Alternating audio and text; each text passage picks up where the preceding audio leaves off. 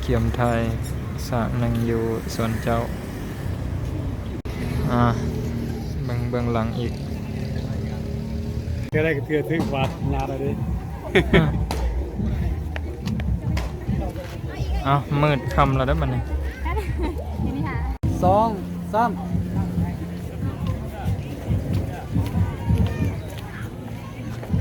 โอเคแตกแท้เว้ย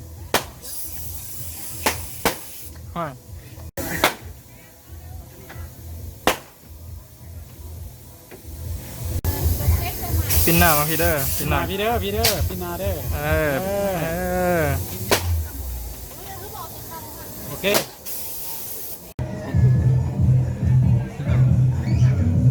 เข้ามาแล้วหัวก่อนแล้วเนาะ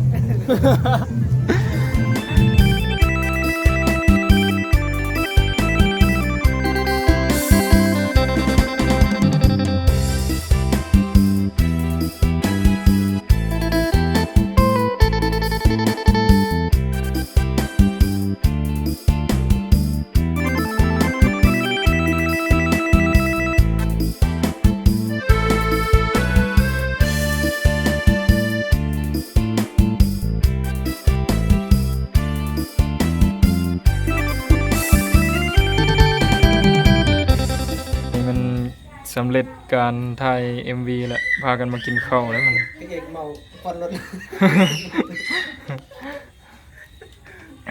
เอาฝากผลงานนะแต่ละคนเริ่มจากวาสนาอย่าลืมติดตามผลงานของค่ายเพลง KTN Studio เนาะต่อไปอย่าลืมติดตามเด้อเนาะมันนี่กระทายเมื่อยเหมือนเนาะติดตามเลยเด้อมันมือเล่นวะแม่เจ้าของเพลงฝากผลงานเด้อ2เพลงเด้อคือหักหายลาเงินแล้วก็เพลงที่2คือวอนจอนวงคอยแฟนเพลงเชียร์ส้มเชียร์เด้อนางเอกมาจังได้ฝากติดตามผลงานแน่ฝากติดตามผลงานเด้อวันนี้ไทยมีทั้งเมื่อยแล้วก็ทั้งมวล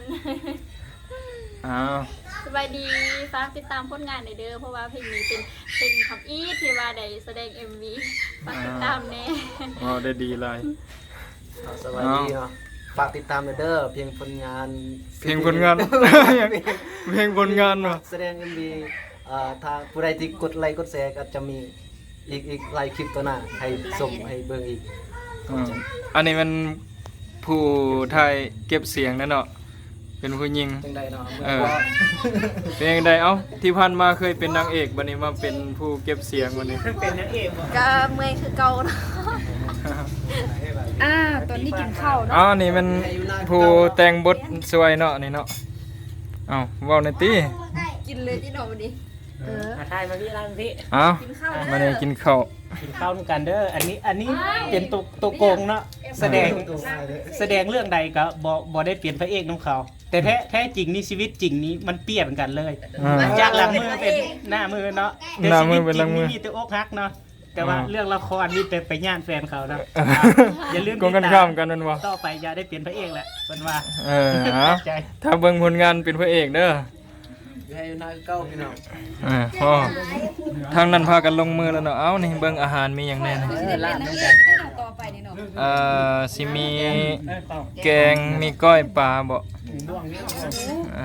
ลาบหมูว่ะห้อยดมกินมันคือก้อยปลาแท้นี่ว่ะจังสีแล้วเนาะครอบครัว KTN Studio เฮา